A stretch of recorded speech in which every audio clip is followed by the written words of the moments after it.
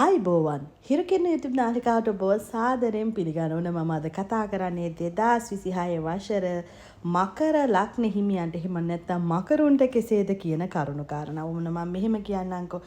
2026 කියන්නේ ඔබ පුරා වසර ගණනාවක් පුරා පීඩාවට පත් කරන සෙනසුරු ඒ රාෂ්ට්‍රක තත්ත්වයන් වෙලා මිදිලා ප්‍රතිලාභත් වෙන නිදහසත් වෙන අස්සලු නෙලන සුබ වසරක් බවට පත් වෙන ඕන මකර ලග්න හිමියන්ට මේ වීඩියෝ එකත් අවසාන වෙනකම් බලන්න. අවසානයේදී මම සඳහන් කරනවා මකර ලග්න හිමියන්ගේ සුබතාවය තව තවත් වර්ධනය කරගන්න කරන්න ඕනවත් පිළිවෙත්. ඔන්න මෙහෙම බලමුකෝ 2026 වසර මකර ලග්න හිමියන්ට සාර්ථක සහ ස්ථාවර වසරක් වෙනවා කියලා මම සඳහන් කළා.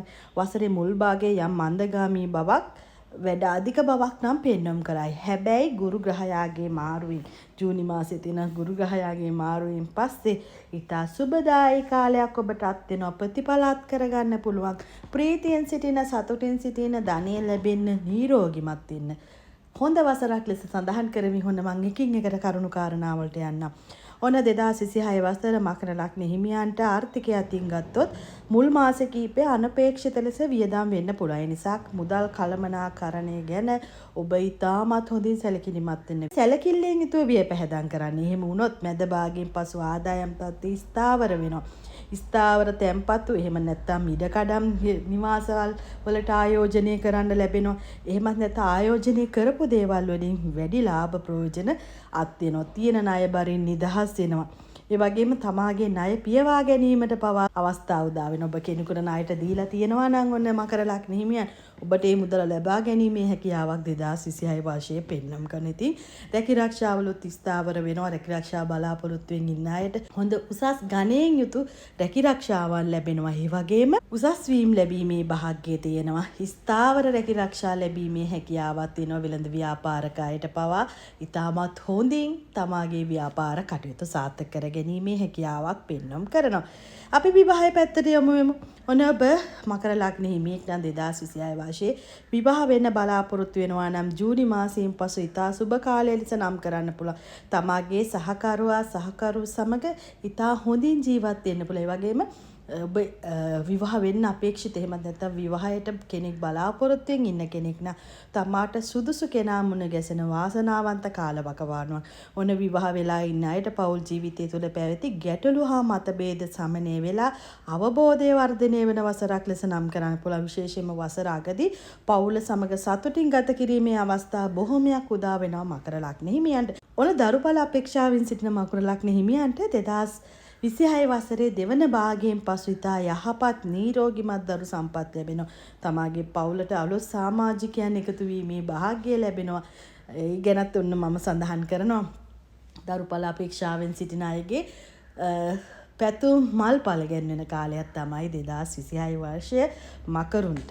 ඒ වගේම විදේශගත වීම බලාපොරොත්තු වෙනවා නම් උසස් අධ්‍යාපනයේ රැකිරක්ෂාවලට වසර මුල් භාගයේ විශේෂයෙන් ජනවාරි සිට මැයි දක්වා කාලය ඉතා සුබ කාලයක්. නව රැකිරක්ෂා අවස්ථා විදේශ රටවල් වලින් ලැබීමේ ඉඩකඩ වැඩිපුර තියෙනවා. නම් මකර ලග්න හිමියෙක් නම් ඔබ විදේශ ගමන් බලාපොරොත්තු වෙනවා නම් ජනවාරි සිට මැයි දක්වා කාලය තුල ඔබේ ගමන් සාර්ථක වීමේ හැකියාවක් තියෙනවා.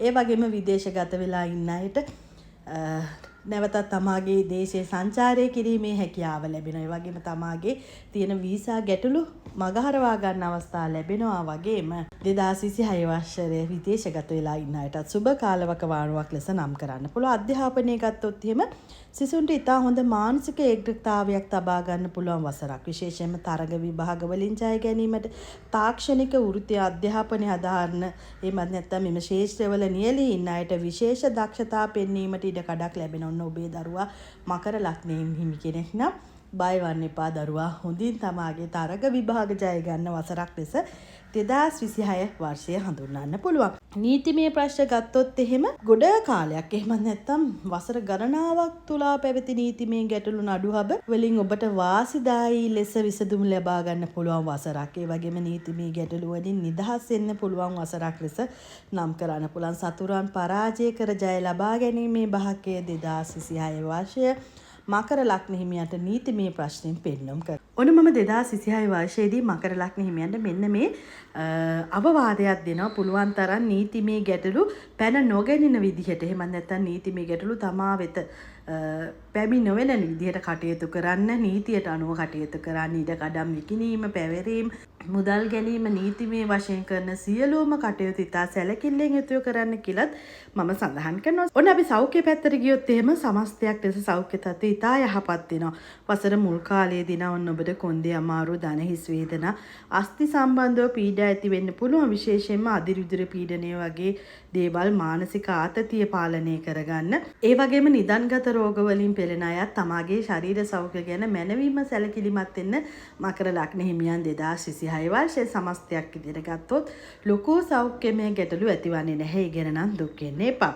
ඒ වගේම 2026 වසරේදී සෙනසුරු ඔබේ ලග්නයේ සම්පූර්ණයෙන්ම ඉවත් වෙලා ඉන්නේ. මොකද සෙනසුරු මාරුවත් සමග සම්පූර්ණයෙන්ම ඔබේ ලග්නයෙන් සෙනසුරු ඉවත් වෙලා ඉන්නවා. ඒ නිසා මානසික පීඩා, කායික පීඩා දුරු වෙලා සැහැල්ලු බවක් දැනෙන්න ගන්නවා 2026 වර්ෂය ඔබට මකර ලග්න හිමියෙක් නම්.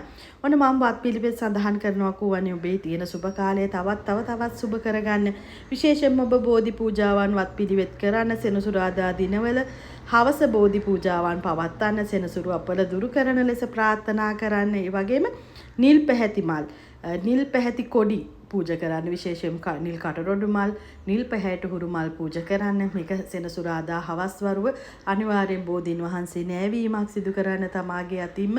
ඒ වගේම විෂ්ණු සහ කතරගම දෙවියන්ට සෙනසුරු අපලය පාලනය කිරීමේ හැකියාවක් තියෙනවා. ඒ නිසා පුළුවන් තරම් මේ දෙවි දේවතාවුන් වහන්සේලාගේ ආශිර්වාදය ලබා ගන්න විෂ්ණු දෙවියන්, කතරගම දෙවියන් මුල් කරගෙන පුළුවන් තරම් ඔබ 2026 වර්ෂයේ කටයුතු කළොත් ඒ තුලිනුත් ඔබට යහපත් පැවැත්මක් පවත්වා ගන්න පුළුවන් 2026 වර්ෂයේ. ඒ වගේම පුළුවන් තරම් දානමය පින්කම් කරන්න.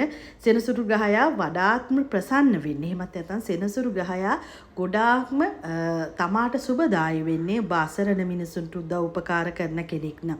විශේෂයෙන් මහලු අයට, රෝගීන්ට, ආබාධිත අයට ආහාර, ඇඳුම් පැළඳුම් දන් දීම තුලිනුත් ඔබේ සෙනසුරු අපල දුරු කරගන්න පුළුවන්. ඒ වගේම සෙනසුරුගේ ප්‍රසන්න බව වර්ධනය කරගන්න පුළුවන් තරම් දනට පිනට දෙන්නේ. වගේම සෙනසුරාදා දිනයන් වල විශේෂයෙන්ම ඉර පායන්නට කලින් එළගිරි තෙල් මිශ්‍ර කිරිබත් කපුටන්ට ආහාරට ලබා දෙන්න. ඒ වගේම මීට අමතරව කළු පැහැති සුනකයන්ට, කළු පැහැති සතුන්ට ආහාර පාන ලබා දීම තුලිනුත් ඔබේ 2026 වර්ෂයේ මකර ලග්න හිමියන්ට සුබදායි ලෙස කටයුතු කිරීමේ හැකියාවක් තියෙන. ඒ වගේම ඔබ නිවසේ එමත් නැත්නම් බෝධි පූජාවන් තියෙන ස්ථානවල පහන් දල්වනවා නම් තල තෙල්, අපි කියන්නේ සෙසමි ඔයිල්, තල තෙල් පහනක් දල්වන්න. මේක විදේශගත වෙලා ඉන්න අයට පවා ඉතාමත් හොඳයි. ඒ රාෂ්ටක අපල දුර වෙලා මානසික සහනය ලැබෙනවා. ඒ වගේම විෂ්ණු දෙවියන් වෙනුවෙන් පුළුවන් නම් මේ තෙල් පහනක් විෂ්ණු දෙවියන් වැඩ සිටින භූමියක දැල්වීම තුලිනුත් ඔබේ රැකියාව සහ ආර්ථිකයට